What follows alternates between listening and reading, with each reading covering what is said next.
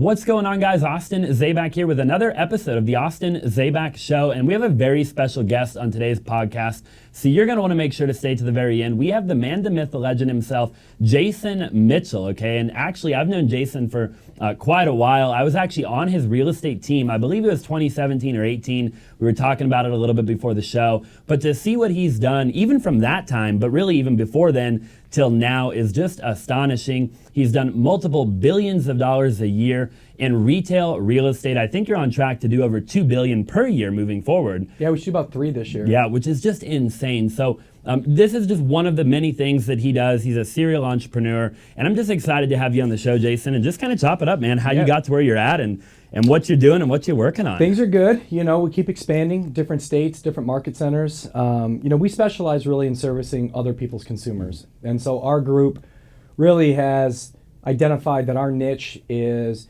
making sure that whether you're a lender, a network, or wherever, if you have a consumer that we can support in the field, that we are the best option for that based on our sales training, our process, our technology, everything that we continue to build. And so it's an interesting niche because it continues to evolve, that as these big corporations start owning the consumer, whether it be Zillow and Search, whether it be Rocket or Veterans United or AmeriSave or New American Funding and Lending, whatever it is, as these consumers come in first, what used to be somebody would come to you first, right? Hey, I'm looking for a home. Austin, help me out. Great. Let's get you on a search portal. Great. Here's my search portal. You had, at the time, I remember when I moved out to Phoenix, it was Zip Realty, I believe was the name of like the first platform to go and like look at pictures. And I would just stare at it because I was looking at a house out here because I just moved from Detroit. And I thought it was so beautiful, right? And if I look back, if somebody could show me that now, I'd probably be like, I don't even know what I'm staring at, right? But what happened is that you would always have to go to an agent, and an agent was the connector of the dots. Give me my lender, give me my properties. You couldn't search as a consumer. And this is only 20 years ago. Yeah. Not even. And so now what's happening is consumers know they need to get pre-qualified, so they go to a lender first. And the lender wants to own that experience, because if that consumer goes to find their own agent, that own agent is going to say, I'm sure Rocket is great, but you should talk to my guy. And they lose the deal. So it's connecting the dots to make sure that experience between agent and lending company is there. And it's the same thing in search, because 96% of people start their home search online. So now what Zillow wants to do is say, okay, we have you on Zillow. We want to get you to an agent that we recommend. We want to get you with a lender like us. We want you to a title company like ours.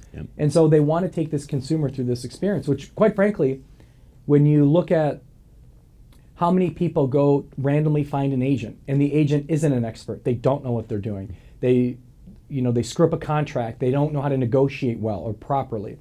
Being a great real estate professional isn't easy. There's a talent to it. And so they have vetted real estate professionals, like people like that work at my company, for example, that they know that if I connect them to these people, they're going to have a great experience and the consumer's going to be taken care of. But as this becomes more and more prevalent throughout the industry, we're positioned pretty well to continue to grow with these partnerships, not only from the markets that we're in, but also from the markets that we expand into, because these are not national players, big national players, billion-dollar brands. And so it's a really cool niche that we're in. Last year we managed $52 billion in referrals. Wow. This year we'll manage about $100 billion in referrals. And so when you're managing that type of volume, you got to have your ducks in a row. You do. And so we have an entire client experience team, we have a communications department, we have a follow-up team, we have a tech team. And so there's a lot of pieces in place now that wasn't there before, because it's necessary, because you're driving so much business to your agents. And hopefully this year, we continue to add the right agents, we talk about stack ranking all the time. So to continue to up our talent quarter after quarter after quarter, get rid of the bottom 15%, restack it with the better talent. So we have higher closing ratios. We're constantly trying to evolve to doing things to where you can unequivocally look at JMG and say, JMG is the choice when it comes to partner services. So we'll see. Yeah, I love that. And I think it's extremely, the whole thing's interesting. There's like 10 golden nuggets. I want to peel back the onion a little bit. I'll start by asking, what do you think in the future will be, when you look at the solo agent, you take Arizona, for example. I think there's 80,000 agents or whatever in Maricopa and Pinal County, give or take. And we know that probably 10% of them do 100 or 90, 10% do 90% of all the business, right? Where do you think the solo agent is in 5 years or 10 years? I mean, are they? Even now, because you can't buy, if you're in Arizona, for example, and in most markets now, Zillow is always the place to buy leads. That was number one. You buy leads from Zillow. You can make a business out of that, and you can. Now you can't buy them. And now you can't buy leads from Realtor.com because they have OpCity. Right? And Movado is now Ojo. And so all these companies now that use, because they want referral fees, they scrub out the quality and then they pass them along, and it's all referral fees now. So if you're an agent sitting there saying, how am I going to find my next client? What used to be I could just buy leads, now you can't even buy leads. They don't want you to buy leads. They want it their way now. And you can't even get on Zillow. I mean, No, because here's, and Zillow's right, because here's what happens is they say, look, when we had all these agents across the country that was spending money with us to provide them with leads, they then have to be beholden to that agent because that's their client. When Zillow flipped the script and said, no, we're going to do it our way now. And we're going to only bring in the best. And if you fit that mold, great. But if you don't, you're out. The client, I mean, they had a statistic. I was in Long Beach not too long ago before they came out with Flex. And Greg Schwartz at the time, who was president of Zillow, I believe he was president of all of Zillow at the time. He's no longer there. But he was on stage saying, did you know right now, out of all the people that buy leads from us, only 48% of you pick up the phone? Wow. So only half the time people were picking up the phone. Yeah. And they said, we're not doing it anymore. We're done with that. Because that's our brand reputation is getting ruined by that. So now they say, look, now you can't buy leads. So if you're a solo agent out there and you're sitting there saying, I don't even know where to buy leads. So what do? Open houses. No one's consistent with that. Right? They don't even, why I don't know they're not, but they should be. They should be, That's here nor there. So where do you find consumers? Where do you find people?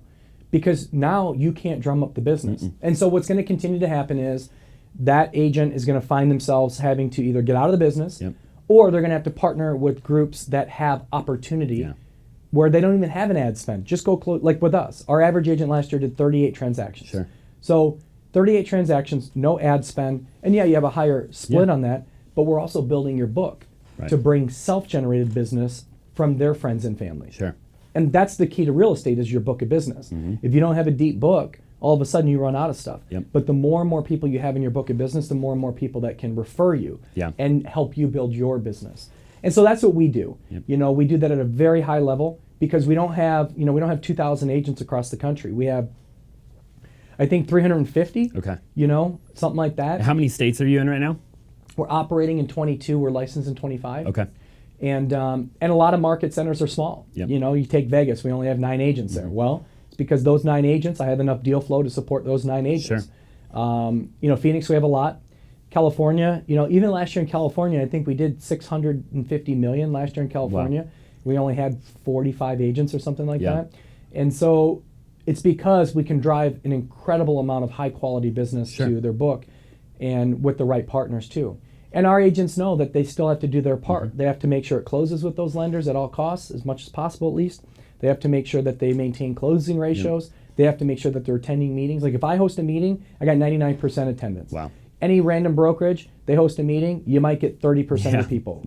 Because we have control over our agents. Because here's the deal, I can change your life. You can make hundreds of thousands of dollars immediately when you start to work with us. But you got to do it our way. And if you don't do it our way, then you just can't work here. And so it is a tight ship, but it's also, if you don't have an ego and all you really care about is can I grow my real estate career, then we're a really good place to call home. Sure, I love that. Now, do you think that in the future, obviously you've mastered the B2B, right? And even when I was with you, you had, I think Quicken's now Rocket, but at the time, you had these big behemoth relationships of the B2B. And since then, you've developed hundreds more, I would imagine. Can anybody, let's just say somebody's watching or listening and they're a team lead. Maybe they've got 20 agents on their team. Let's just take me, for example. I've got 20 agents on my retail team, right? And I think there's a lot of those out in the world right now where they're doing whatever they're doing, pay-per-click, maybe they have a Zillow account, whatever the case might be, but they want to provide more value to their agents, like more of a referral, right? The name of the game. Obviously not everybody can just go land these massive clients. I mean, is it possible for a regular team lead to go maybe start small and land some of these B2B relationships? And if so, what is the benefit to them? I think a lot of people, what goes through their head is how's that deal structured? I mean, what does that even look and feel like? Hey, listen, I'll tell you what, I talk about this in my coaching program all the time, that I started myself with Rocket getting $150,000, $200,000 referrals back in 2010, 11. And I just happened to do a good job for them, and they trusted me to help. Yeah. They trusted me to grow my team here in Phoenix, and then they trusted me across the country like a lot of partners do now. Now we're far more advanced. Sure. But those networks, like the Veterans United of the world, the New American Fundings, Rocket, those are closed networks. Like, you can't get in. Yep. And they got a laundry list of people waiting, right? Like, the time has come and passed. And the problem with that is, when I look at these groups, and it's funny because, I have really high level relationships with these people. They're like family to me, right? Sure. And so it's funny now that people are begging to get into these networks that they couldn't even get them to be accepted into the network 5 years ago, when they were saying, no, come be a part of our network. We'd love to have you. And now all of a sudden, 5 years later, they're like, knock, knock, knock. Yeah. Hey, I'd love an opportunity. Hey, you had your chance. Sure. And so I see that happen all the time. And the thing is, like, when you get an opportunity to grow your business with somebody that they're going to provide you with that opportunity at a high level, to say no to that, a lot of people have said no to that because of the splits. Oh, I got to pay you a referral fee. Yeah, of course you do. Yep. Well, I don't want to do that. Yeah. My agents don't want to do that. Well, then it's not for you. Right. But don't come knocking at the door 5 years later, right? Right. But that doesn't mean, and I talk about this in the coaching program all the time, that doesn't mean you can't have, just because you can't get the monsters of the world, doesn't mean you can't do what I do. Right. Because you can do it all around you. As an example, we just did a deal with Rise Communities. Rise is a multifamily big player here in Phoenix, right? They have like 4,000 doors. Well, we did a deal with them, right? And the deal is that when your client doesn't want to rent anymore and they want to buy, have them come to us. They're licensed. We'll pay you a referral fee, and we'll give your client an incentive for using us. They're like, you can structure that? You can do all that? I'm like, yeah, I'll have it done in 2 weeks. And so now we're the exclusive partner to Rise. Wow. I say that because thinking out of the box. Like, it doesn't have to be a lender, and it doesn't have to be Zillow, and it doesn't have to be Realtor.com. It can be an apartment complex. It can be an organization in town, a charity in town. We're working with Phoenix Children's right now to figure some stuff out. Like, if you can get out of the narrowness of, I have to get a referral from a lender, or I have to go put a program together. And it's always about, how can the consumer win and the partner win as well. Now, a lot of times partners can't get referral fees because they're not licensed. That's fine. Give more to the consumer, because the more you're providing to their client, the better they look. For example, Phoenix Children's, let's give it to the foundation. Right? You buy a home, you get rewarded, but the foundation gets rewarded as well. And they can point at that. Of course. And say, look what we're doing. Yeah. Well, and all of a sudden you're talking like, so the gentleman that runs the foundation, his name's Steve Schnall. He's a good friend of mine. And so we mull over these ideas on how it can work. And then what we do is, no matter who I'm sitting down with, no matter what it is, it's, let's talk about what you need and what I can help you with. Because there's a lot of things that we can do depending on what you're looking to do. Like, what is your ultimate goal and how can we get there? If you're mortgage, your ultimate goal is capture. I want to have higher mortgage conversion. Great, let's get you there. Right? If it's Zillow, it's higher capture ratio on closings. Let's help you get there. Open Door, OfferPad, we take those guys. We're partners with both those guys, right? And so what we do is we provide services when people get turned down that they don't get an instant offer. Great, we'll be your listing team on that. You can carve it any way you want. It's just being smart to think, how can I work with you? Get creative. Get creative. Right? Look at nursing homes, huge in Phoenix. Well, guess what? When they go into assisted living, they got to sell a home. Of course. Okay, so go talk to those people. Go talk to the Camdens of the world. Go talk to people that you just wouldn't even think about talking to. Go create an employee benefits program. We have a couple businesses in town here and a couple nationally that we do employee benefits. Hey, your employee wants to buy a home, we'll reward them. Because when your employee buys a home, they stay here. If they rent, they're always potentially going to leave, right? If they have home ownership, they don't leave. And so we put together programs for HR, as HR benefits. And, so there's just so many ways that you can do it if you just start thinking out of the box. But here's what happens. Everybody wants to do it. They're not willing to put in the hard work. They're not willing to build the program. Building the program is the hard work. Like, if I know I have a meeting with somebody, I better come prepared. Sure. That's why, like, back, when I was in the field and I was selling a lot of real estate, I'd always, title companies and lenders, and I would take these meetings and I learned not to, because I actually got offended when, here I am, I think in my best year was around 150 million personal production. But like, an average year, say I was doing 80, 90 million, that's a big agent to Sure. land, right? And you get to have lunch and I don't know you. This is a business lunch. This isn't a friendship thing. Yeah. And you'd come with nothing. Unprepared. Nothing. Yeah. No plan, no nothing. Just, hey, look, if we can be somebody to help you out, well, yeah, you and everybody else. Sure. Like, Yeah. and so what I realized, I was wasting my time. And that's the thing. If you put together the program and then you biz dev, Yep. like, people don't realize the grind. Yeah. Like, we have a company called Ideal Agent as a listing partner of ours. They advertise all over the place. They're based out of Tampa, Florida, but they're a national listing service company, kind of like HomeLight. Yeah. And so I'm on the plane and I see Steve Johnson doing a commercial. And immediately I'm like, I'm going to just call Steve Johnson and get their account. Sure. So I get off the plane, or I'm on the plane. I hit him up on LinkedIn. Yeah. I hit his COO up, Chad, on LinkedIn. I set a meeting, and they were like, damn, we didn't know people like you existed. Wow. I'm like, hell yeah, we do. Nationally. We Yeah. can cover everything you got. But it's because I went out of the way to do Sure. it. And that's what people got They to wouldn't have found you. You got to find them. Of course. You got to go to them. I'll give you another example. So my buddy, my very close buddy, his name's Mike Birdie. He runs Amerisave Home Loans. And they're massive, right? Like, they'll do, I think, $100 billion this year. Wow. Like, they're probably number 5 or 6 in the country now when Yeah. it comes to lending. So they're a massive company. It took me, even knowing Mike as well as I know Mike, it took me 2 years to finally get Amerisave to give me the green light to be a partner with them. Yeah. 2 years of work, and Yeah. I know the CEO like this. Yeah. People give up. They do. But I didn't give up. I didn't give up on Mike. I didn't give up on them. Yeah. I didn't give up on even my current partnerships. I get asked, how often do you have to spend time with your partners? Every day of my life. Sure. Every day of my life, I'm on the phone with my partners, helping them grow, strategizing. Last night, for example, I was on the phone with Rocket Homes and the guy, Brian Burt, who's running Rocket Retail. So I'm on the phone with Adam Speck and Brian Burt last night. It's 7:30, 8 o'clock at night. Yeah. And we're just brainstorming on how we can help one another. Sure. And guiding and giving direction and seeing what Adam can do to support Brian and vice versa. And that's the work, is that whatever I can do as a partner, forget the referrals, that's great. But I have to go above and beyond and be a great partner when it comes to actually like helping in any way I can. In every day of my life, I'm on the phone with partners. Yeah. Every day, and multiple. Every single day. And when I'm not, I'm biz deving. I'm trying to find people. I'm trying to find ways to make things work. I'm following up. Now it's a little bit different because a lot of people are following up with me in the sense of they want to utilize our platform, Yeah. right? Because we've made a name for ourselves. But it wasn't so long ago where I'm knocking, Yeah. right? Like, hey, give me a chance. Give me a chance. I was very fortunate to have Rocket as my first resume builder, Sure. right? Like, okay, well, if they trust you, then we're good, right? Right. And then it led to Veterans United, and then it was New American Funding, and then the list goes on, and then we added Zillow and Open Door, and all these different companies that kind of come into the flow. And there's a lot I'm leaving out, but the point is that as the resume got bigger, Sure. my pitch got easier. Yeah. But it was like when I expanded my real estate team. I remember, Austin, I'm telling you, in 2000, I didn't even have Tucson when you were with me. We I don't just had think you did. Phoenix. Yeah, you right. did. And that's not that long ago. No.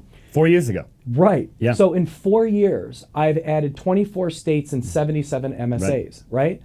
People don't realize how hard that is and how much road game I had to have. Sure. I was on the road for 3 years. Now, with COVID, it changed some stuff. It actually made it easier. But I'm in every state meeting with leadership and, finding the right agents and then going back to the well and saying, hey, if I open Florida, will you give me some referrals Right. if we prove it? And thankfully, my relationships allowed me to do that. But I go back to the retail side. I didn't open Tucson until almost 4 years ago. It hasn't even been 4 years. I went down there because I had some referrals here in Phoenix that I wanted to expand my markets. And I went down there. I had Fidelity National Title. I had Steve DeLaviaga set up interviews for like 2 days for me. And I went down there, and he did. He set them all up. I had like 20 in 2 days. So I stayed the night down there and had 2 days of interviews. Not one person bought into my vision. Wow. Not one. Wow. Not one agent. Now, granted, I had 15, 20 agents in Phoenix that were all doing very well. Yep. And so I had at least a story to tell, and I couldn't get one person. Yep. And so I came back, I was driving back up to 10, and I'm sitting there going like, I just got smoked. Yeah. Because the vision I was laying out is, look, I have an opportunity here. Sure. I'm going to help support your business. We're going to give you tools and all this other stuff. But trust me, I'll help you build your business. And no one bought into Yeah. it. So I came back up here and I was like, man, this is going to be harder than I thought. And it was. But as we did add Tucson, and then as we added California, and then we add Nevada, and then we add Florida, now all of a sudden I'm creating a story. Yep. And it's the same thing when it comes to the referral side.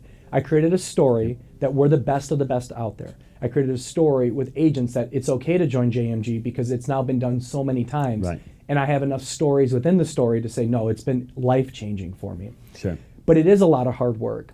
And to do the ground game and to constantly be shuffling of between partnerships and, before we came on air, you were talking about like, okay, yeah, now you got to run operations. Yep. Now you got to oversee tech. Now you got to oversee this. Now you got to get attorneys. Now you got to do this. Like things change. They do. My workload is different. My workload is more operational now, whereas before it was just being in the field and selling stuff.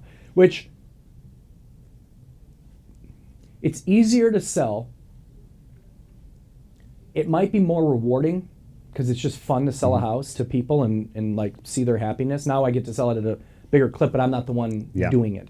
But what I don't miss is I don't miss those 10 o'clock calls from a client being like, you left a light on in the kitchen. And you're like, really, bro? Like, I left a light on in your kitchen. You're calling me at 10 o'clock at night to tell me that? Yep. Now, granted, I've met a lot of amazing friends through selling real estate, incredible people. But you do get a lot of jerks out there. You do. And I don't miss that. I don't miss people treating you like garbage. Especially like as I, like going into 2015, I was the number one agent in the state. 16, 17, number one agent in Arizona, the whole state, right? So I have clout. These people know that I'm good at what I do, and they still treated me like garbage. Not everybody, but a lot of people did. Because here's what happens in real estate is that I hire you to sell my home. You think that you've already paid me. You haven't paid me anything. Right. Especially in 2014, 15, 16, 17, 2013, because homes didn't fly off the market like that. Now, today, it's like you list a home, you're going to sell it more than likely. But back when homes didn't always sell, when only 60% of the time they sold. Right. And price reductions were a thing, and you have to have that discussion. People treat it like garbage. They did. They love you at first. 3 weeks go by. Well, are you really doing everything you can? Right. And then they start to get frustrated that their home didn't sell for whatever reason they're making up. And that was the stuff that was really difficult for me, is because I always treated people with respect. And I knew that if I couldn't sell it, like, okay, so what am I doing differently than that person is? But yet you lose listings, right? You don't mix so well with some people. But my tolerance of that started to get a little bit thinner because I just got sick and tired of, after 2 months of hard work, dedication, and time and money spent, now you're pointing the finger that I'm the reason your home hasn't sold, when we all know it's always price. Right. It's always, and you probably told them in the beginning it was price and they didn't listen, right? And that was especially back then. And I even train on this too, like setting expectations up front, when homes weren't selling. Look, in 3 weeks, you have to commit to me. If we don't sell this in 3 weeks, because you're going to do yourself a disservice, we got to lower the price. I remember you doing that. And then what happens is 3 weeks, I say, hey, it's time to lower. And they're mad. And they're mad, and they question you. Like, are you doing everything you can? Why didn't you have the open house on Saturday? And you're like, so that kind of stuff I don't miss. What I do love about what I do right now is I get to be behind the scenes of like some of the biggest corporations in our industry and really kind of see what's transitioning and what's changing out there and be on the cutting edge of that. And be a trusted adversary to so many people that they say, look, call Jay. He'll walk him through it and see what his thought is at least. Not that they're going to go with that, but just let your brain think a little bit. Sure. And I love that. It's an honor. I mean, it is. When you're working with the CEOs and the senior VPs and the executive VPs and the owners, a lot of cases, and to be able to have the privilege to sit with them. Like when Zillow launched Flex, Lloyd Frank invited me up to Seattle. Like, that's an honor. It's awesome. Just stuff like that. Eric Wu with Open Door when they launched. Like Brian Bear with OfferPay. The list goes on and on of the people that I got to be friends with and know and respect. And I think that character plays through in that too, that people know that they can trust you. Because if all these people now can trust you, I can at least let my guard down a bit. And so it is. It's been an amazing honor to have that. That's awesome. That's really cool.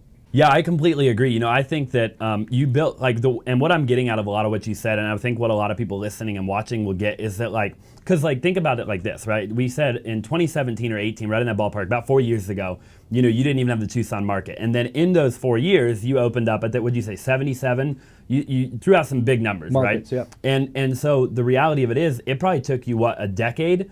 Give or take, or when did you get into real estate? How long did it take you to get to the 2017, where then in those 4 years you catapulted? So I started my career in real estate, but I started in new construction. So With I was Pulte, right? Yep, with Okay. Pulte. Yep, in Detroit. And so I'm a Detroit kid, born and raised South Detroit, like the song goes. Yep. And then that's kind of like how the Rocket relationship comes into play too, right? Detroit-based company.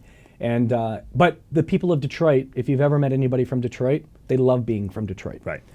There's just pride from being from Detroit because Detroit's tough. Yep. And you got to work hard. And so I graduated from Central Michigan University, and then I started with Pulte. I did an internship, and then I started with Pulte. I worked there for 4 years. I came out to Arizona with Pulte, and I hated it. Yep. I loved my Detroit team at Pulte, and I did really well. I was the #1 salesperson in units for Pulte since the day I started, which is crazy because I was so young. Like, why would anybody buy a home from me? But Pulte had great training, and it was a year training. So I had my internship, and then I had my training. It was over a year. So they invested in their people. But our sales team was so good. I mean, if I could take that team that I had in Detroit in my 20s and put them where I have now, they're just so talented, every one of those people. And I still have relationships with a lot of them to this day. We were very close as a team. That was the best time of my life in my younger years because you're making money, you love the people you work with, you know, you just had graduated school, so you're young and you don't, you know, you're just having fun. And so that was great. And then I came out here and I hated it. Camaraderie wasn't there. I remember I showed up because I was running the market, the branch. You know, they segment it like you can run your communities and then you have like the VPs over that. And so I was running the couple communities out here. And I walk in and it was just so laid back because it was so easy to sell a home in 2006. Yeah. You just literally, people coming in laying checks now. Maricopa County was blowing up. And so it was really easy, so you didn't have to have a lot of talent to sell houses then. And I came in like guns a-blazing. I was 25, and people weren't wearing ties. And so the next day, we have a meeting, and I had the gentleman in there, and I go, guys, no offense, but tomorrow you're in ties. And they're like, what? I'm like, everyone's in ties, because in Detroit, we wore a suit to work every day. That was just the way it was. Now, I was young, and I, like, you know, you look back and you're like, that should have been handled differently. Because I get a call from my VP and he's like, dude, you can't just come in the first day of work and tell people they got to wear ties. They've never wore a tie in their life. This is Arizona. And I'm like, okay, well, so you learn. But so I left about a year later, not even a year. And I left because a guy got promoted over me that had no business being promoted over me. But it was all political here. And it's political everywhere in the corporate world, but this one was a bad move and I didn't like it at all. And so I left, and then I just got into regular residential real estate. Solo agent. Solo agent. Okay. And so I started working for a company called Phoenician Properties at the time. A gentleman that I'm sure you know, Will Lewis. Great guy. I joined his team, and I just started selling a bunch of houses. And then the next year I sold even more. And then what happened is that as I was giving my clients, a lot of them were investors, to these mortgage brokers out here. These mortgage brokers were making money hand over fist, 7, 8 points a file, right? And you didn't have to have a license to originate loans, which is crazy, but you didn't. Like back then. Yeah, this is only, and this isn't that removed. This is 2007. 2008. You know, the crash happened towards the end of 08, but 2006 and 7 and all, like when everything's going gangbusters, you didn't have to have a license to originate a mortgage. Anybody could do it. You just had to have a branch license. So somebody has a branch license, you can just come in and start writing loans. Well, what happened was a lot of my clients weren't getting paid attention to, and I didn't like that. So I said, I'll just start a mortgage company. And I hired 2 of my college buddies that were out living with me here. And I knocked on this guy's door in Old Town. I'll never forget this. It's funny. Because I saw a sign that said, for rent. And I was thinking it was the house. But it was weird because it was pointing like downstairs. So I just randomly knocked on this dude's door because I couldn't afford like an expensive rent roll or anything. And I said, hey, is your house for rent or do you have like a basement for rent? He's like, my basement. I'm like, can I see it? And he's like, yeah. I go down there, it's just like dungeon. I'm like, how much do you want? He's like, $500 a month. I'm like, yeah, this will work, done. And my buddies are like, we're gonna work down here? I'm like, yeah, we're gonna make it awesome. And he's like, okay. So we started writing loans. And that was working really well for a while. And then the crash hits, you know, and you go through that stuff. And then I got back into real estate in 2010. And so that's why when I'm on stage and I'm telling that story of, look, in 10 years, last year I was number 1 in the country, 2000, so 11 years. In 11 years, I became the #1 real estate broker in the United States. In 6 years, I became the #1 broker in all of Arizona. And I don't say that as like sounding like a jerk. I say it because I just outworked people. That was the same thing with Pulte. Same thing. And this is a very interesting stat. In 41 months that I was on the floor with Pulte Homes, 40 of the 41 months, I beat my partner. You always have a partner. I beat my partner, and I tied 1 month. Wow. I never lost to my partner in 41 months. Wow. Now, if that doesn't tell you it was just all, and I had some talented partners, and I had some amazing partners too, but I never lost because I wouldn't lose. Like, I'll just work extra days. I'll work extra time. I'll do whatever I got to do, but I'm not going to lose. And that's what my bosses at Pulte really appreciated was, here's this guy that came from nothing in South Detroit, you know, and we have a similar story when it came to working our whole life, right? Like, you've worked your whole life hard, like hard your whole life. You wake up and you instinctively want to go work. That's how I am. And so I was the same way. You know, my first job, I was 10 years old and I was counting cans, right? Because in Michigan, you get 10 cents back on a can. So I worked at this place called Discount Drinks. I was 10. Wow. I was my oldest stepson's age. And I look at him, I'm like, that kid could never go to work. Right. Like, heaven forbid, you know? But I've worked my whole life. And so to me, working hard, it just comes natural. But that's all that is. And that's the same thing with anything in real estate, especially now more than ever, is that don't compare yourself to trying to be number one. Compare yourself to the people you can compare yourself to.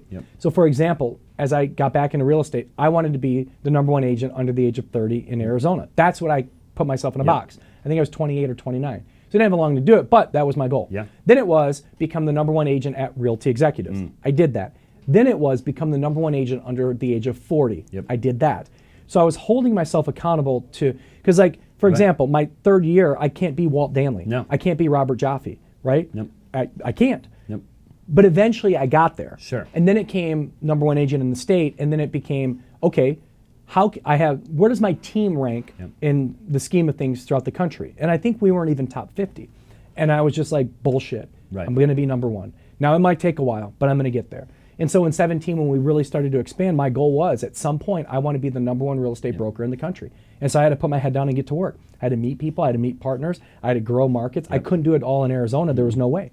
And so that was the grind. And that journey is so great because I've met so many people, but you do look back and you're like, man, that was a lot of work. But that's what people don't see. They don't. No, they don't see that at all. No, you get the accolade on stage, right? You get the award in public, and they don't see the 10 years or 20 years or 30 years or however long of work that you spent in private. And it's every like real entrepreneur and real visionary, right? Like, I think we live in a world now where social media, there's a lot of people that claim to be an entrepreneur, and I think it's almost watered down the term, right? Where it's like a true visionary and a true entrepreneur. It's who they are in nature. It's how they look at everything. When I look at a light bulb, I think about the company behind it and their marketing strategy. And how many of them do they produce, and what are their gross profit margins, and where does the guy live in the country, and what, you know, I think about everything, right? It's just because you can't turn it off. Like, it's so true. A real entrepreneur can't turn off this. Like, can that work and can it scale? Exactly. That's and you look at everything like that. That's where my mind goes all the time. Do you think innately people are born with that, or do you think, like, when you look at you, right? And you take you. I mean, you've always been a grinder. It's how you are where you got today. Like, if people watching or listening, I mean, can it be learned? I'm always curious. I think personally, for me, it was instinctive, and I'll give you a story why. I'll give you 2 quick stories why. So I'm working at Burger King, okay? I'm 12 years old, 12 or 13. You know, you gotta have a worker's permit to be that young and work there. But we come out with these commemorative Red Wing hockey pucks. They had just won the Stanley Cup. So they got like Fedorov on there, they got Yzerman, they got Konstantinov, they got all these Red Wings on these pucks. And there's like 5 in the limited series, right? So I go, okay, how can I make money off these pucks? Because they're just sitting in the back, right? Tons of them. So I go to this collectibles place by my house, took my bike, and I had a Fedorov and an Yzerman one, I think was the mix on there. And I said, how much would you give me for this puck? And he's like $1, something like that. And I go, what if it was autographed by Sergei Fedorov? He goes, could you do that? I go, yeah, my uncle's the trainer for the Wings. He wasn't. That just came to my head. But in my mind it was, if I could sign Sergei Fedorov's name on here, what would you give me? And he said, probably like $40 a puck. And I go, okay, if I go ask my uncle to bring like 50 of these, would you buy them for 40? And he goes, at that bulk, probably not, but maybe 30. So in my mind, I'm leaving there. I'm like, okay, I got to go sign 50 pucks and go make $1,500. So I'm like, I'll come back. I'll be back, you know, whatever. Sure enough, I bring in the pucks and I get the money. Now, granted, that's wrong in the scheme of things. right? But there are 50 Red Wing fake signed pucks out there somewhere in Detroit Right. that people think Sergei Fedorov signed. So, and that's wrong. But don't, the point is that like you think about that. And another good story that I have, like, this is the hustle side. Sure. I'm in class Congress. I don't know, 5th or 6th grade. So I'm young. Yeah. And we had to do a bottle drive and raise $10 for the bottle drive for class Congress or student council, whatever one it was. And my brain immediately went to, if I get to go to all these houses and say it's a fundraiser for the student council, but they're only requiring me to make $10 on this. So they basically wanted you to minimum effort, just go get 100 bottles, right? Because you get 10 cents a bottle. So go find 100 bottles, and that you have to go do that minimum work. So we require $10, but that's all they required. So what I said to myself was, well, I can now utilize my class Congress to go have a massive bottle drive. So I went down the street and I hired a kid named Steve Smith. I'll never forget this. Him and his little brother, Matt. And I said, I'll pay you guys $2 an hour, but I want you to go and blanket every street. And we had like 15 blocks where we lived. And they did that. And then I paid them $3 an hour to go pick up the bottles. So I didn't do anything. I had the flyers made, and I had them go do the hard work. And then when the bottles came in, I took them to Farmer Jack. We counted them up, and I had over $900. And I gave Class Congress their $10, and I gave them their $30 a piece, and I made $900. Wow. And so, but my mind just went there. Yeah. And so Instinctively. I think there's this instinctive, like, how can I? Now, what I have learned is that doing things the right way is important. And even in my career, like when people were buying all these investment properties and I was buying them with them back in before the crash hit, a lot of them were my friends. And they lost those houses. And I lost mine too. And I wasn't trying to be anybody that was just selling stuff. I was in it with them at least, right? Like no one can ever take that away. Like I went broke too. And that's a fact. But I would have done it differently. I would have done it with more caution. I was doing it to sell houses thinking there was no end in sight because I never seen an end in sight because I hadn't experienced that. And so now, I mean, every friend I have is like, if you see an investment, let me know. If you see an investment, let me know. I never take it to them. Right. And if I do, it's very rare, like once every couple of years. And they know that if I do that, it's 100% locked because I would never screw you over. And, but I don't. And even when people are like, hey, if you want to go like, I'll start a company. Can I invest in your company? No, because if it doesn't work, I don't want that on my chest. I'd rather raise it from somebody I don't know, who knows exactly what they're doing, but I don't want to take it from people I know. Because I don't want to live with that. And so doing things the right way is also critically important.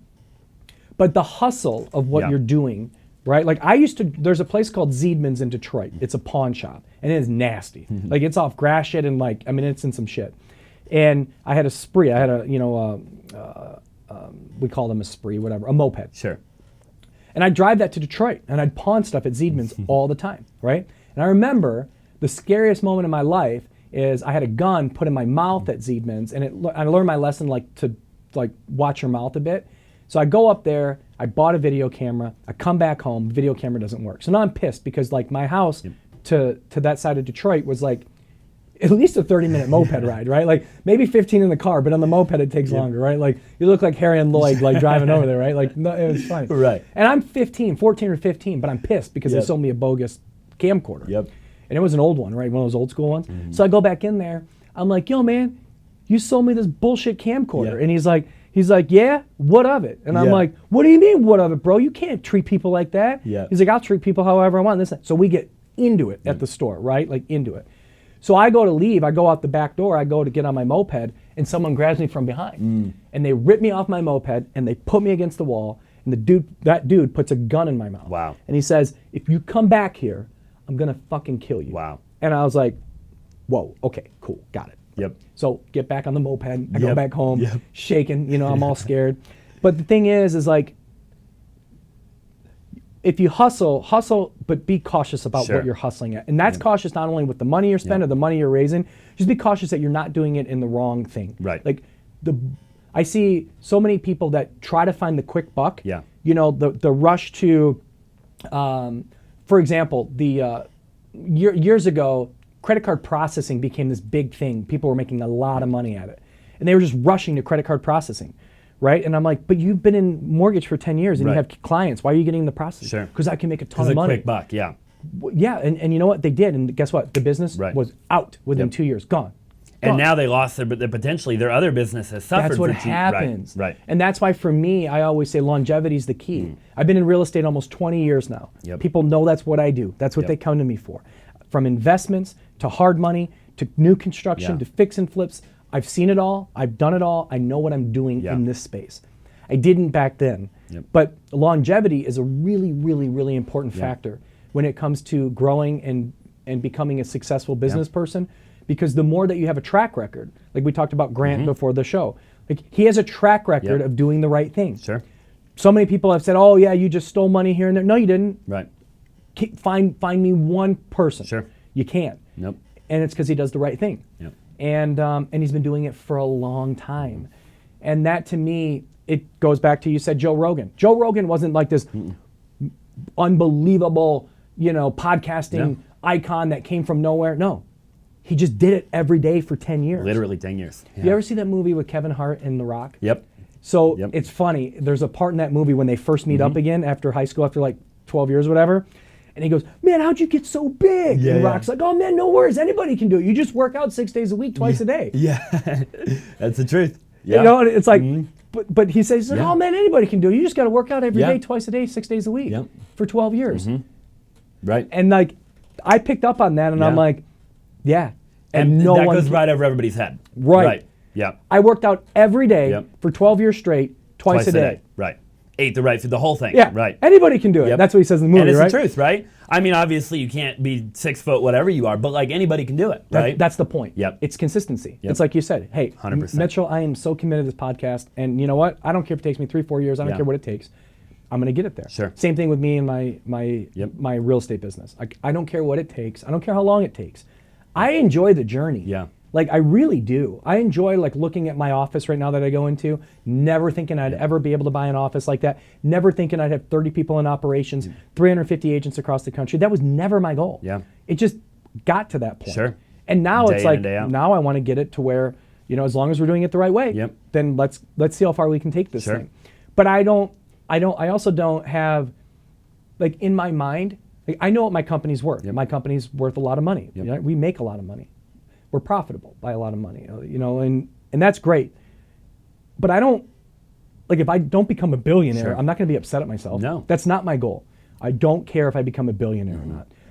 And nowadays, it's like, if you're not a billionaire, Yeah. it's like you've failed. Right. Like the only people that you see now are Elon Musk, Jeff Bezos, and it's like, these are generational people that, like, you're talking about the Carnegies, you're talking about Edisons, you're talking about people that have changed the world forever. I'm not one of those people. Yeah. I sell real estate. For sure. Old, I mean, it's one of the oldest professions in the book. Yep. I sell houses. So I'm not revolutionary in that. I'm revolutionary in how we sell houses, but that doesn't make me Elon Musk or anybody else, and I never will be. And like I said, I have no ambition to be a billionaire. If something happens where I'm lucky like that, okay. Sure. But that's not going to change my life either. No.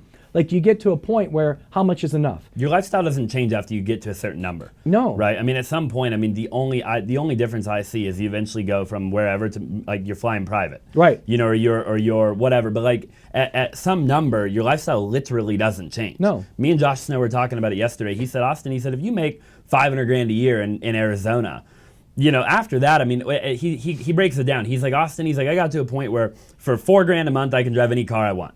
For $10,000 a month, I can live anywhere I want in the world. For $5,000 a month, I can eat anywhere I want in the world. Yep. Right. And he put it into numbers. He just simplified it. And he said, for this amount of money, I can essentially do whatever I want, whenever I want, with whoever I want. So after that number, and I think people take it too seriously. And you said it best. You said enjoy the journey. Right. And I think as an entrepreneur, we're naturally an optimist about the future, because in order to be an entrepreneur, you have to be an optimist that the future is going to be better than the present. So therefore, a big struggle with entrepreneurs is they place their happiness in the future, thinking that when I get to X, Y, or Z, then I'll be happy. But they always go to money. Right. And it's not. Like money is great, don't get me wrong. And to me, the best thing about having money is I get to take care of people. Yep. Like my fiance and her 2 kids, my stepsons, like being able to give them a life that I didn't have is amazing. Incredible. To be able to pay off my parents' home for them 2 years ago, that was an amazing feeling. To be able to provide my sister with a home for to buy her home so she doesn't have to worry about rent or anything like that. To help my grandparents, like to do what I can do to give back. Yeah. You know, out of my own pocket last year, I gave over $100,000 to charity. Like Amazing. that's a great feeling. And I love giving back to people. I would rather see someone else, even at my agents, I'd rather see them get a $30,000 check than me get a $30,000 check. That makes me feel better because I know who I am. I'm fortunate enough, no matter what happens, no matter what, that I'll always be able to make money. Yep. I got this and I got this. Yep. Nobody right? can take that away. So now I'm sure at some point in my life I'm going to go through hard times again, but I'll always be able to recover from that. And a lot of people can't. And that's why when I look at like, you know, fundamentally in this country, like, you know, we're at such a divide right now politically, and we're at such a divide when it comes to race and inequality. And as a guy from Detroit, I can tell you that even though I may be more conservative, I try to consider myself a moderate conservative. I like to see both sides. But I will tell you without question, coming from Detroit, that there are people that are put in a position that are way less fortunate than others based on things like race, based on things like where you grow up. You know, people look at me as a white kid growing up in Detroit and they automatically think like, oh, you must have grew up in Birmingham or Bloomfield Hills. No, man, I grew up in Southgate. Quite the opposite, right? But when you go around Detroit and you start seeing cities like River Rouge and you start seeing cities like Melvindale and parts of Detroit, like, no, these people don't have the advantage that I even have. And I didn't 100%. grow up rich, but I grew up white and I grew up like in different schools than they did. And that does count, meaning like there are things out there where people do not have the advantages that other people have. And that's just plain and simple. And anybody that doesn't look at that and say, oh, that's bullshit because anybody can become anything. That's not what I'm saying. What I'm saying is that there are significant hurdles and challenges that others have out there that you may not even see because you've never been prone to it. And so, but that doesn't mean that you can't become successful. And that doesn't mean that the world can't, like, you can create what you want to create. But there's just more challenges along the way. And so, I just go back to, for me, I want to instill in the people that work at JMG, the partners that I have, that, look, we're going to figure it out or we'll die trying. But we're going to work our butt off doing it. And I don't want people around me that don't. I don't. Like, I hate that. And I hate, there's a couple personality traits that I don't like. One are opportunists. I cannot stand opportunists. And opportunists are people that, no matter what, like they are only there or only show effort when it's easy. I'm an opportunist, right? Like I'll slide in when I need to because I know I can squeeze in here. Or like people that have their handouts. Sure, I'll take that one, right? I don't like that. I just, that attitude to me is horrible. Like, because you'll never do it on your own. You always need people there, but yet you think you're the one that was the product of it, but you really weren't. I don't like that at all. That's a horrible personality trait. And another one that I think is, it's the victim mentality. You're always the victim. Oh, woe is you, oh, woe is you. Like, you and everybody else. Like, you don't think I have problems? You think just because I have money that I don't have problems? I have problems. I fight with my fiance, right? Like we have 2 young kids at home. Like, that's hard. You know, I have a family in Detroit that, you know, I don't get to see a whole lot. That, you know, we recently lost someone in my family. We all have problems. Everybody, you know, and it doesn't matter. Money is not about personal problems, but the oh, woe is me attitude is like, you make it to be only about you. And I hate that. Because who are you to say that him or her or them, you don't think that they got shit going on? But we always got to hear it from you. Right? Like, oh, I'm the victim. I'm this. I'm that. Oh, God. Like, I hate it. And because I don't want to hear it. Because I wasn't raised that way. I wasn't raised to where it's like, oh, let's sit down and kumbaya and hear about your problems. It was, hey, get your ass up, go to school, and then go to work. Right? Like, I don't even want to hear about it. Right? Like, it is what it is. Deal with it. Like, take action. Figure it out. We all got problems. Now, that's not to say that, you know, you can't talk about your problems. What it's to say is, for some reason, there's always a problem. There's always something wrong, right? There's a lot of people, they got a problem for every solution, right? That's right. You know? But instead of looking in the mirror and being like, you know what, maybe this one's me. Right? Like, self-awareness is a very big problem that people have. self-awareness in their attitudes, self-awareness in their personalities, and their work ethic and their drive.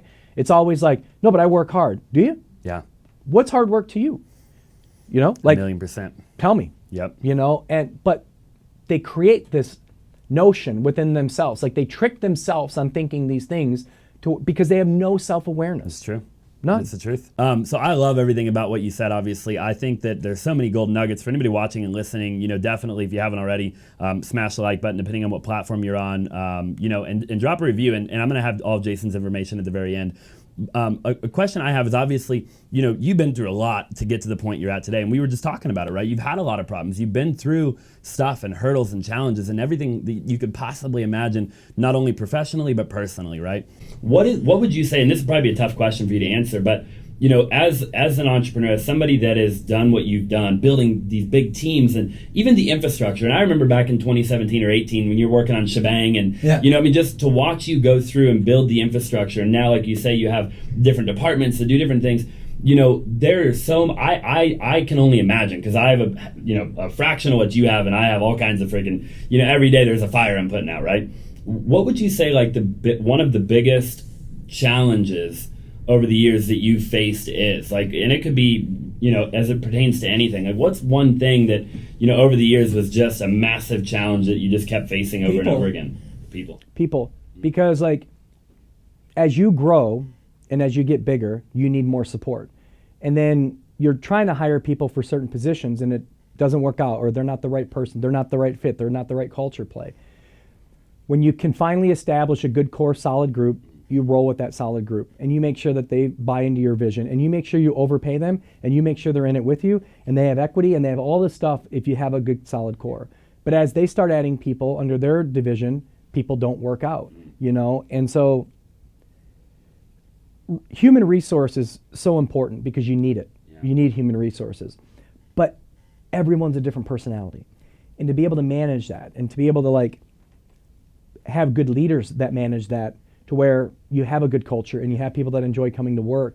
Because when you lose good people, everything can break. And that's why, you know, I mean, if I showed you our payroll, you would be shocked. You would say, I cannot believe you pay those people what you pay them. And it's the truth.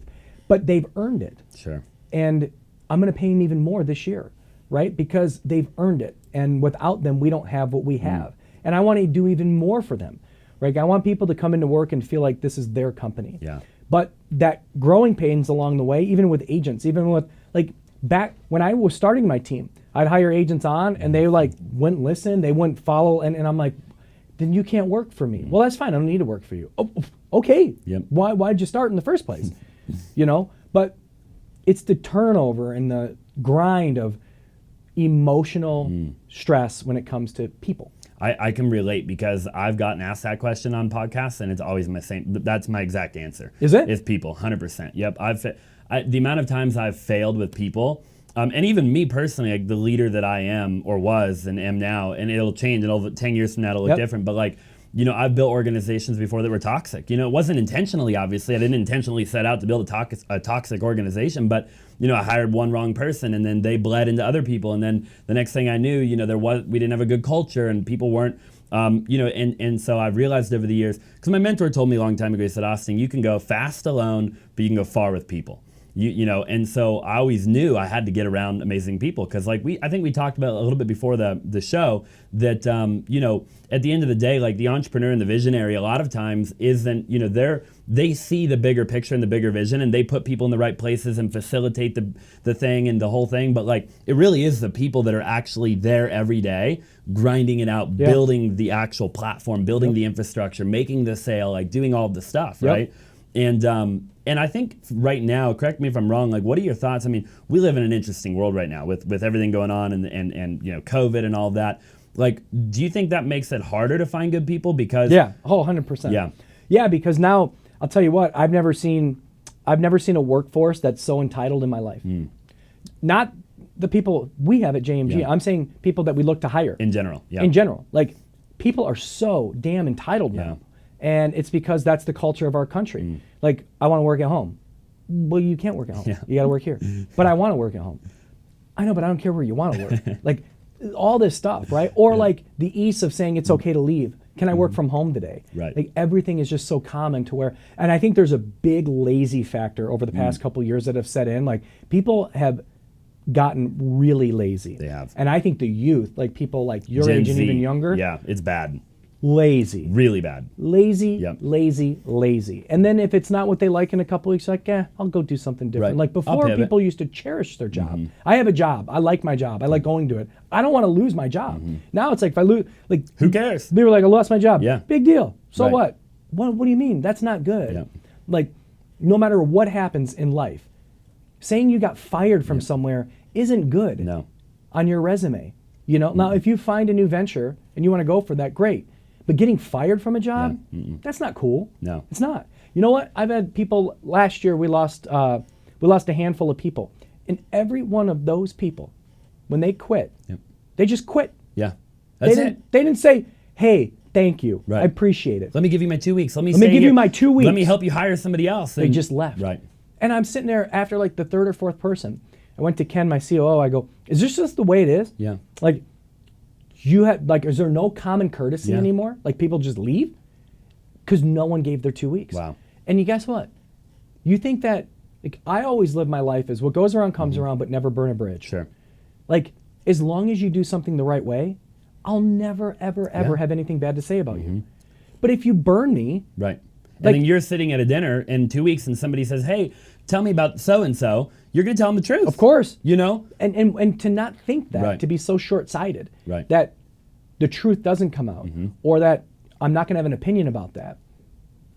It's just so short-sighted to Do me, the but no right one thing. cares. Yeah. No one cares. You got to do the right thing. I think it's horrible. And I think, the fact that just everything going on, there's so many variables that contribute, I think, to the lazy factor and people being entitled and, from the government giving people money, all kinds of stuff, Yeah. right? I mean, there's a lot of variables to that. What do you think, like, is it really, because I think I know what the answer is. It's like, I think the only answer is just time. Like when you're building something, like you just have to frickin' fail. Flat on your face 1,000 times. You have to hire the wrong people 100 times over again until you finally find the right Yep. person. Like, have you ever found any other alternative to that? Because I sure haven't. No, I think time is so important too, because like even now, like there's a lot of initiatives that I'm trying to get out there right now for the company. And I now, where I used to 5 years ago, just go out and do it, and it would just be like, there it is, go. Like I ran with it, and it would be me doing it. Now it gets done right, but it just takes time. And I got to be comfortable with the fact if I put something out there that it ain't going to happen in a week. Yeah. It might take a month. It might take 2 months. But when it's done, it's going to be great. Right. And it could take a year. Who knows? Yeah. Like we're redoing our entire back office right now. That's a project, right? Like Huge I project. separate things, projects and tasks. Yep. Tasks are the day-to-day things that you can reprioritize. Projects are things that take time that need time frames. And what I mean by that is, if I give you a project, you're going to say, look, here's your project, Austin. Okay, great. How long do you think until you give me a version 1? Sure. I always start with V1 because it's never done the first time. 3 weeks. Okay, I'm going to give you 4. Yep. That's your due date now. Yep. Now your due date is this 4th week. That's version 1 due date. Great. Better be ready. Cool. That date, look at version 1, make our tweaks, changes. Okay, great. How long to get those changes done for V2? Sure. This long. Great. There it is. Now the last one is, are we done? Yep. Right? So projects, like when you ask people to do things, you always have to have a definitive date on when your expectation is to see it, because they just will work and work and Sure. work and not get shit done. Yeah. Or they pay attention to other things because they weren't told when it was due. Right. Tasks are things that you go into work every day and you say, what do I got to accomplish today? Projects are things that what do I have to accomplish over time? Sure. And I don't think anybody can work on more than 3 projects at once. And so, because you shouldn't work on one project all day every day, that you get burnt. So you need to like dive into other things and stay strategic on it and organized with it. But know always what if the definitive date isn't for you, if it's for the people underneath you that you've contracted to do the work, or somebody that's in your department to do it, great. Yeah. Now you got to give them their dates. It's a Right. trickle down effect. Because at the end of the day, I need you to do it here because I got to deliver it to the boss here. Sure. But if I'm not the one giving that direction, then it's all for nothing. Sure. Everyone's just working to work. Yep. Well, and then it's almost on you as the leader, whoever watching and listening, because you can't almost be mad at them because you never set an expectation. That's right. Right? Why isn't it done yet? I don't know. Right. Yeah, and it's almost on you. You're like, well, I guess I can't be mad at you because I wasn't clear. Yeah. Right? There wasn't this, clear mutual understanding of, hey, here. And I think, like you said it best, like getting their opinion too of when they think they can get it done. Right. So you're not just saying, hey, here's when it needs to be done. And I like that though too. And that's why I think that, look, people that work for me know that, am I tough? Yes, I can be tough. But you're going to learn a lot, but you're going to be rewarded, but you're also going to know that I'm in it with you and that I care about you, right? Like, being tough isn't like coming to work with an attitude. Being tough is like, wait a minute, hold on. You're the one that committed, not me. Is that I always go back to one statement. Is that fair? Yeah. Is it fair? Is what I'm saying fair? And as long as it's fair, then nothing else can be argued. 100%. Yep. So for me, my leadership skills are like I consider it that I don't need to like my coach. Now, granted, I want everybody to like me, of course, but I don't need to like my coach to think he's a great leader. Just win basketball games. 100%. Right? And so for me, that's kind of the way I lead, is that, like, look, there's going to be things that you don't like. Yeah. But that's okay. That doesn't mean I don't care about you. But that also means is that it's being done this way for a reason. Right. Right? And Tough love is still love. Tough love is great. Yeah. But like people that don't lead by example in that though, where it's just like all loosey-goosey, Sure. you can't control your army. Yeah. Like the reason that's the general is because I'll follow that general to battle. Sure. And I believe that our agents and our operations team would. I believe they would follow me into battle because they know that I'm in it with them every single day. Yeah. And that I get down on myself too. And I do take responsibility when I screw up. Right? But if you screw up, just say you screwed up. Sure. Don't hide it. Don't sugarcoat it. Just tell me the truth. Because I can't get mad at you for trying. But I can get mad at you if you lie to me. Right. I can get mad at you if you like say that you did something, you didn't do it. I find out you didn't do it. Why did you tell me you did it? Why?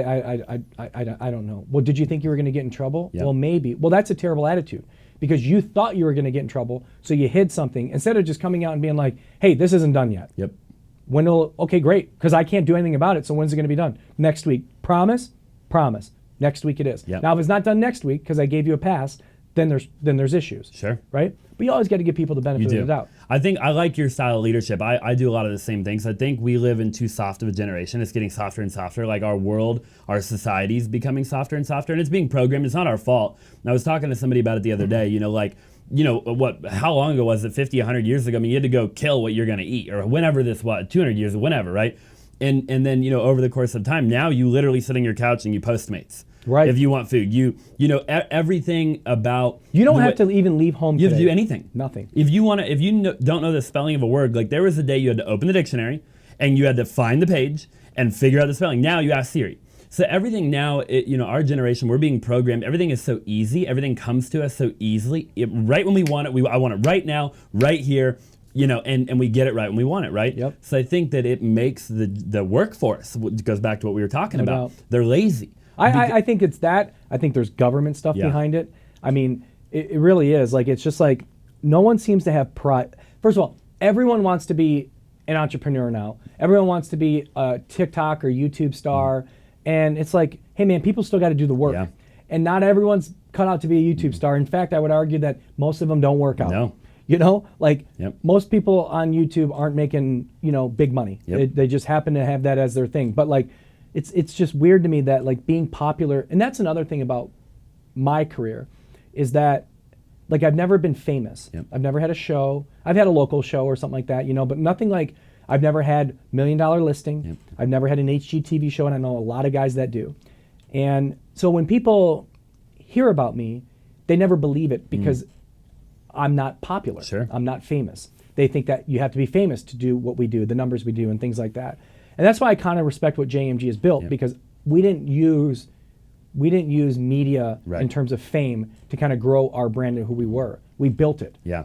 And that says something. It does. Yeah. And so, but everyone now just wants to be famous, wants to be popular, don't want to do the hard work. And there's not any real money in that. Like, you actually need businesses behind that. Yeah. So it's like one thing, because I know a lot of YouTubers that have millions of subscribers that don't make any money. Right. Right, because it's like there's nothing tied to that. You've got all these eyeballs on you and you're not monetizing it, right? And so I think like you got to be really careful too, because the eyeballs, just to have the eyeballs, is really just your ego and your pride. That's right. And you want people to see you. Look at me, look at me, look at me. That's right. But how come? Well, look, think about it. Like, you look at The Rock. Right. There's a reason he came out tequila.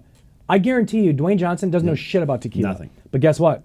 He's got 150 million people following him, or whatever it is. I think he's like 300 million. It's nuts. It's now. nuts, right? Nuts. So anything that he puts out there Yep. is gonna sell. Drive sales. It's gonna Drive sell. sales. Yeah. Zoa. 100%. It's gonna sell. Yep. Right. Yep. But there's strategic. There's exactly. right. Yep. Conor McGregor, Yep. Proper 12. Yep. Right. So I agree with you. It's not. But some people just want that vanity. They do. And I don't. I could care less about that stuff. I could care less. And those guys, dude, they built that before they were like Conor McGregor was a fighter before he was on Instagram. Like he'd been fighting his whole life before he made an Instagram. I mean, Instagram's only been around for not that long. Right. You know, so like when you look at these dudes, it's like I think that now, like if you double down, what you are, if you double down on social media now that you already have what you have, it would like I can't even imagine where you would go. I mean, it would just be nuts because it's nuts where you're already at. So to imagine, you know, and I think it would be a cool story to tell that you did it the reverse. Yeah. You know, like in 10 years from now when you talk about it and you're getting interviewed, like telling people, hey, I built this thing before I had that. Right. And being able to actually point back at that, I think like that would be a really cool story to and tell. it helps the machine too. Like the more, because I'm starting to put us out there more often now. And what's nice is that I have a lot of people that are actually rooting us on, including partners. And that's the best feeling. Yeah. You know, when you have your partners being like, I love working with you. I love working with you. Your team's awesome. Yep. There's no better feeling than that. Sure. And so I do like putting us out there more in the limelight. But we didn't have that platform to, like, I never had that to help me sell more real estate. Yeah. You know, I had to pay for it. I had to buy ads. I had to buy marketing. Yep. You know, like when I was in the field, you know, I'm spending 75, 100 grand a month to get these listings that I had and to do what I needed to do. Yeah. But I didn't have a TV show. I didn't have any of that. Sure. And for those that have it, good for you. Yeah. And also the ones that have maintained it. Because I'll tell you what, there's a reason that people get kicked off shows is because they're either an asshole or they don't work hard. One or the other, right? That's why, how many talented actors and actresses out there? Why are the ones that always seem to get roles who they are? Yeah. It's because they're easy to work with and they work hard. Yeah. The ones that are jerks, no one wants to work with you Sure. anymore. Right? And that's why the people that do have the shows, the Sirhants of the world, the Altmans of the world, you know, Yep. the Tariks of the world, it's because people like them and they Yeah. work hard. They do. So I respect that. I don't look against people that have TV and been like, oh, you had an unfair advantage. You just don't need it. No, it's not that. It's just like, hey, you had an opportunity. You opened that door Sure. and you exploited it and it worked for you. Good for you. But you also maintained it. Yeah. Right? And so, mad respect to I that. love that. Don't get me wrong. Yeah. Like, mad respect. Yeah. It's just something that I wasn't fortunate. And even I did have a couple opportunities for it. And you know what? I didn't do it. And the reason I didn't do it is because I didn't want to take my time away from building my business. Because I felt that, you know, I had Bravo wanted to do a show, a pilot. And this is probably 3-4 years ago. But I was so in it, like I am now. I was like, if I pull away and do this, Right. where does that leave the company? Yeah. You might not be where you're at today. I probably wouldn't have been. You know? But I know operationally I wouldn't have been. No. And so I wanted to focus because I also owed it to the team that you have my 100% Yeah. dedicated focus on this thing. I really like that. I like that a lot. I know we're getting long here, so I'll ask you like one more question. This is a question I just kind of want to ask you and get your opinion. I know people watching and listening will want to hear. Just because you're in the world. I mean, you know all the people and you do the production. Like, where do you think? And you've been through the last recession and that whole thing. Like, where do you think the real estate market is going to end up in a couple of years? I mean, do you see? Because there's so much. I mean, you look at all of the videos and stuff out there. I mean, the amount of differentiating stuff that you see is just insane. I mean, everybody has a different. And I get there's no right answer and you don't have a crystal ball. But what is your opinion? Well, first, my opinion is that the middle class and the lower middle class are getting really screwed right now. And it's going to be a major, major problem for generational wealth down the road. And no one's talking about it. And I've been on this kick the past year. When you have these major institutions that are buying these single family homes, not apartments, because if you buy an apartment complex, those are renters anyway. Yeah. It's when you scoop up inventory that would be a homeowner, as they are, you kill the ability for people to have home ownership because there's no inventory. And when inventories get tight, prices go up. When prices go up, rents go up.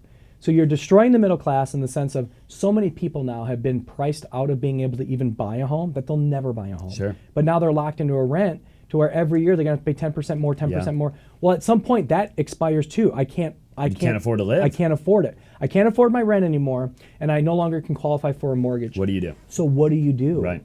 And that is going to come. Yeah. And I think you see more cities like San Francisco that there's just such a great divide that people can't even work their way out of it because it can't go backwards. And we have to figure out a solution to the problem with these companies and these institutions, these hedge funds buying all these single family homes, because they don't buy homes and release to the public. Right. I was on a podcast, someone said, well, your partners are the Open Door and OfferPad. They do the same thing. I go, no, I don't. They flip. They flip them. Yep. They introduce a better product to the market. They do. Yep. So you don't have to put your cash into it. They do it. They're actually helping. They are.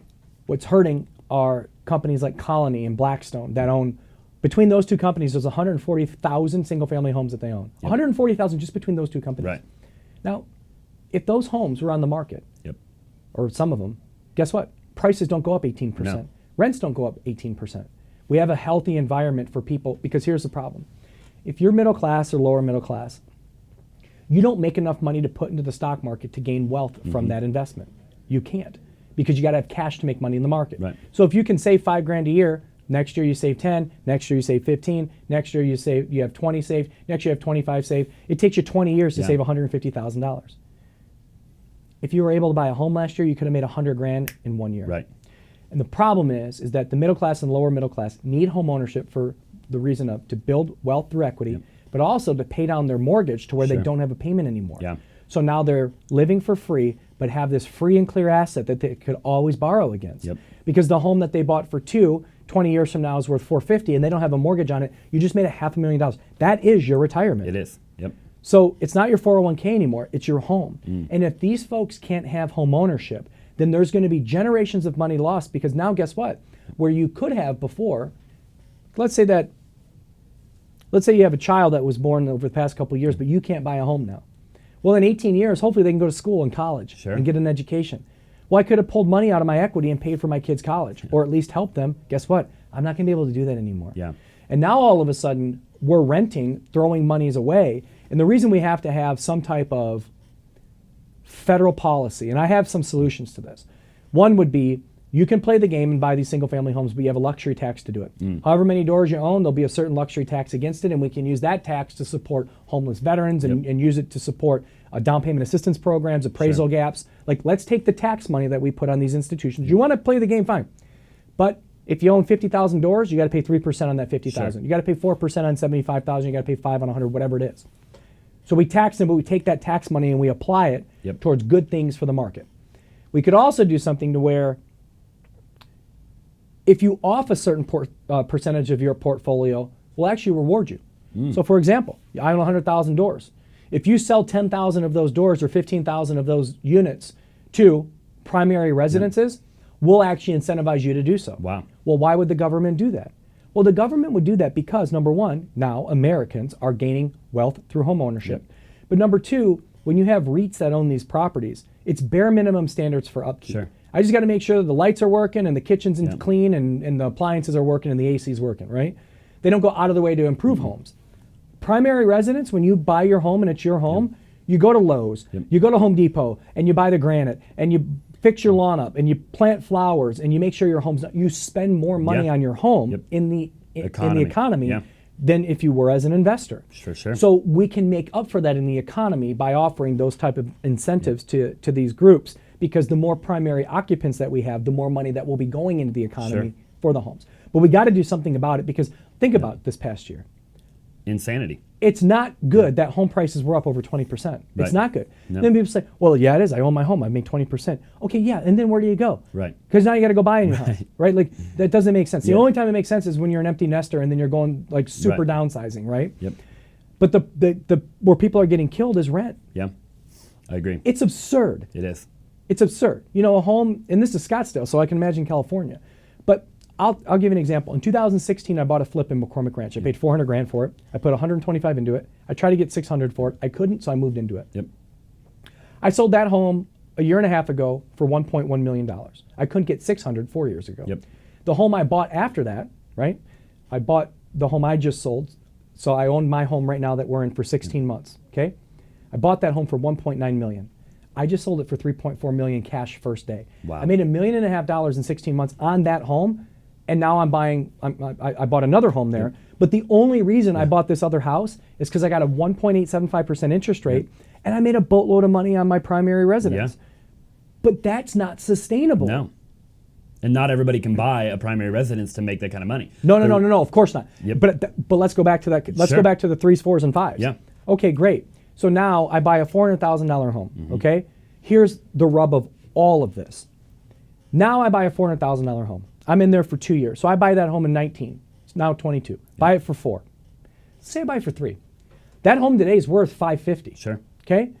So now I'm $550. Okay? Now in a rising interest rate environment. So like when rates go down, it's still okay to move up because your payment goes down in terms of the finance that you're putting out there, your mortgage.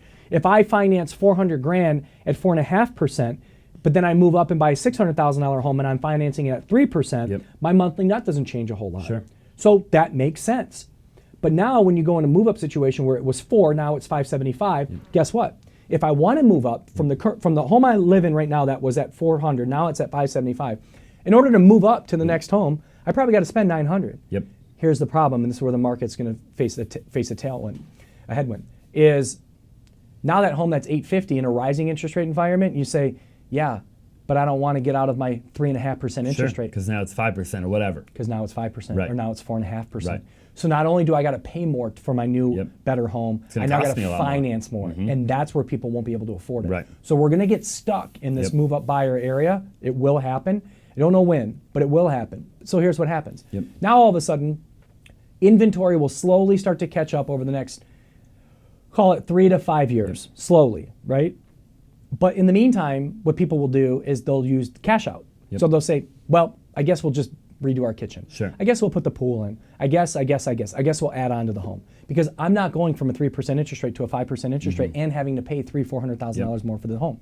Because you can't have a lateral move. Because if your home's 575, you can't spend 6.25 and think you're going to get a good year. You're not. No. I mean, unless you move out of a less desired community. Right. Right? Like if I move from Chandler to Goodyear, yeah, fine. That's different. But most people don't want to move back in community either, right? Yep. So they want to keep their same lifestyle, but they want a better home. Well, you got to pay typically 25% more for that. 30% more for that. And that's where the rubber will meet the road when they have to now spend what was 4 in 19, that's now 6, that now will be 9 next year, right? Or that's now 6, that'll be 758 in 3 years. You're going to say, yeah, but I don't want to spend $800,000. Not that I don't want to spend $800. I don't want a 5% interest rate at $800. Yeah. They're spoiled right now with this rate. They are. So that's where things hit. But I can tell you this. All this is one thing. The market's not crashing. It's not going anywhere. Rates will go up. Buy now sooner than later. You have to. There's no question about it. If you're buying an investment property, you always got to think harder. You're buying as a primary resident. I don't care when it is. It's always better to buy now than later. No matter what, unequivocally, no questions asked. Principal pay down, interest write-off, appreciation. Buy and hold for the long haul. Doesn't matter. Even in the Great Recession, it only took 4 years to bounce back. Sure. You got to live somewhere. That's what I always revert to. Well, you got to live somewhere. Might as well be your own home, right? Right. You're going to pay somebody else's rent, and year after year that go up? That's just dumb, right? And so that's why the Dave Ramsey stuff, I'll bicker with him. Dude, you're wrong. And I think you say that because you just want to create like a frenzy out there, but you're not right.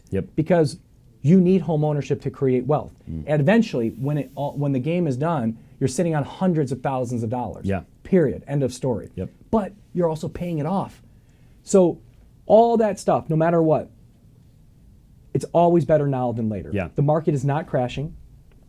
We have an inventory problem. We have to figure out ways to unleash some inventory. And it's not through foreclosures either.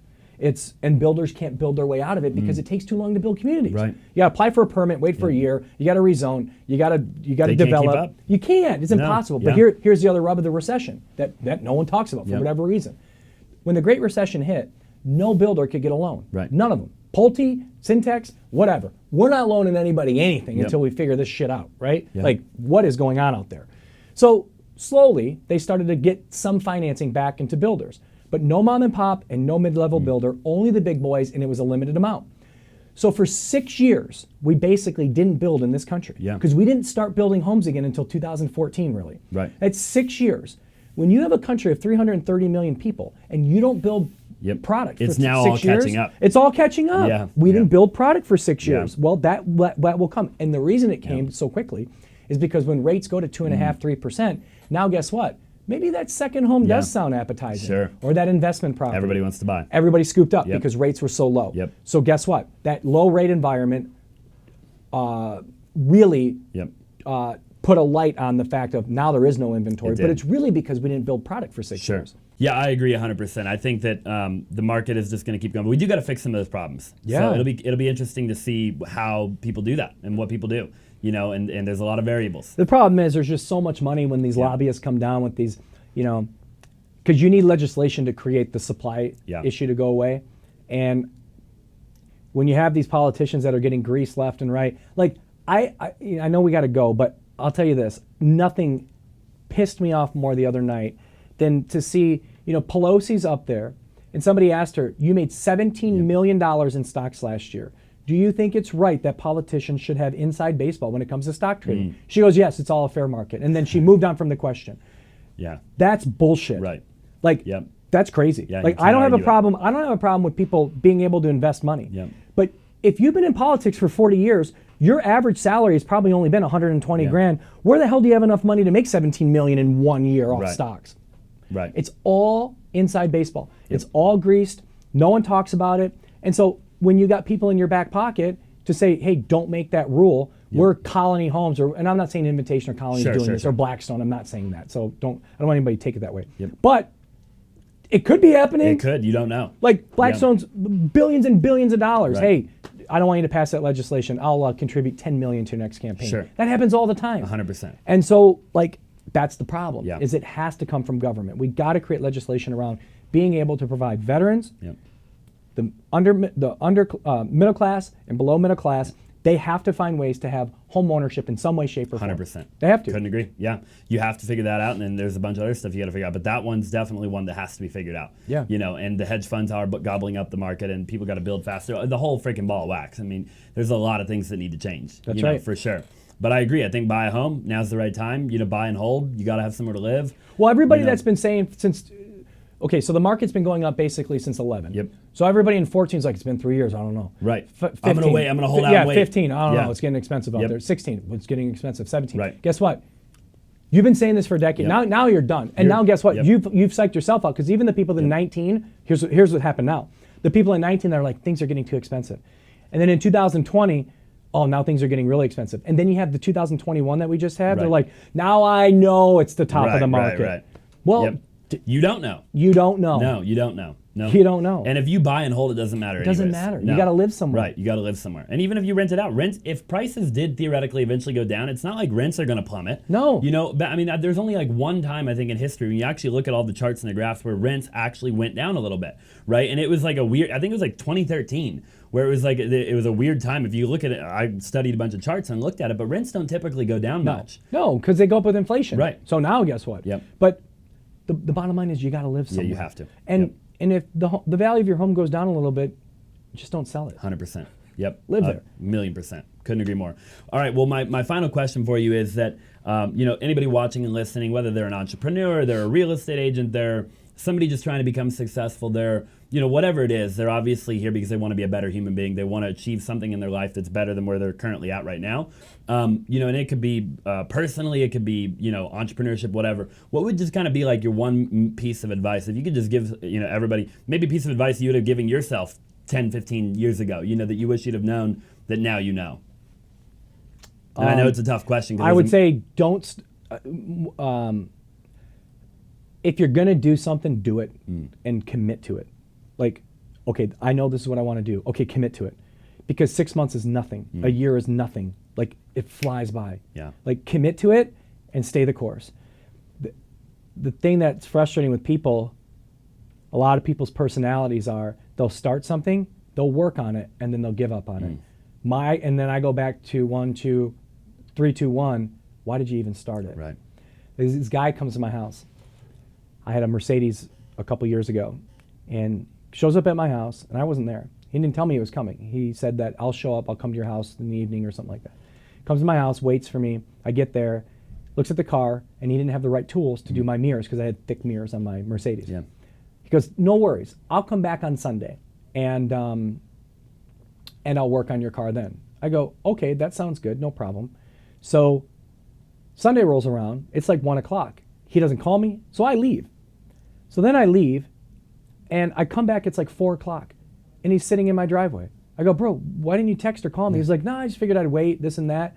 And I go, okay. I go, are you going to get the job going? He goes, I forgot the wrong felt, but I wanted to tell you about that.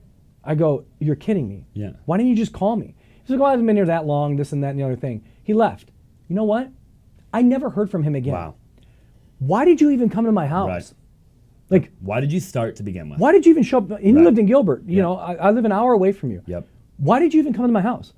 Like, you just spent all this time and you didn't even do a job. What's wrong with you? Yeah. It's the same thing in so many different fields in business where, like, for example, how many times have you had somebody come over to give you a quote on something and then they don't even follow up to finish the job? 1,000,000%. Why did you show up at my house? Why did you give me a quote? What's the point? People that actually have to physically, I had a landscaping guy come to my house, walk the house, did the design, waiting for a bid, don't get the bid, call him up, hey man, are you gonna send me the bid? He's like, I got busy with another job. Why did you come to my house? Right. Why be a starter if you're not going to be a finisher? That's the point. Right. Don't start stuff. Right. If you know it intuitively too, because you know it. Like if you're looking at something, a project, a task, something to get involved in, something to start, a business to get involved in, and you're like half in, half out, don't start. Don't start. No, you got to be all in. All in. Yeah, and it's a heart thing. Like you know when you know. When you're about to embark on something, you're passionate about it. You know, like, I'm going to do that no matter what. Doesn't matter how many times I fail. Doesn't matter how long it takes me. That's my goal. That's my mission. I'm going to make it happen. That's like me. I know, I'm hoping within 10 years that I can run for politics. I'm passionate about it. I want to run for governor. I want to run for something. And there's no hurdle that'll get in your way. No, there's not. But I'm not. But I also know now's not my time. Sure. So I bite my tongue, and I'm learning. That's powerful. I'm watching campaigns. I'm watching how they're ran. It's not my time yet. When it's my time, I'll know, and then I'm going to go in and I'm going to go full board. Because you know that once you start, you're committed to finishing. 100%. So don't. And I'm also committed that even if I lose my first race, I'm going to go again. I like that. Right? Like I'm going to eventually get what I want to do. It's just not my time yet. But that's my point. If it's not your time yet, if it's not time to leave your corporate job yet, don't. No.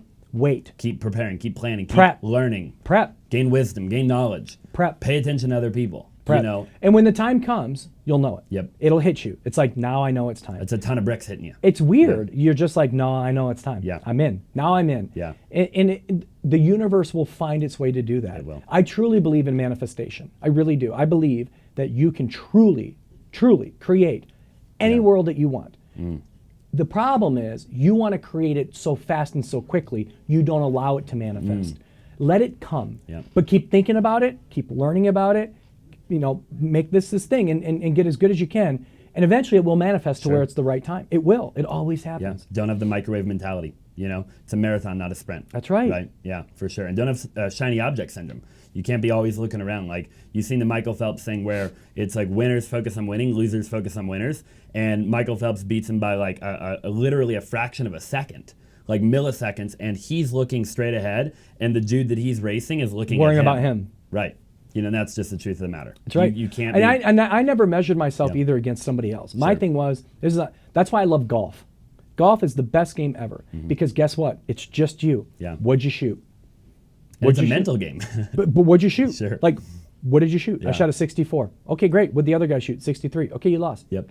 But you did that. Yeah. I shot a 72. I shot an 80. That's why golf is so amazing because there's no one else responsible for what you shoot. Sure. What did you shoot? I love that. And that's to me a microcosm of entrepreneurship. Like, what did you shoot and why?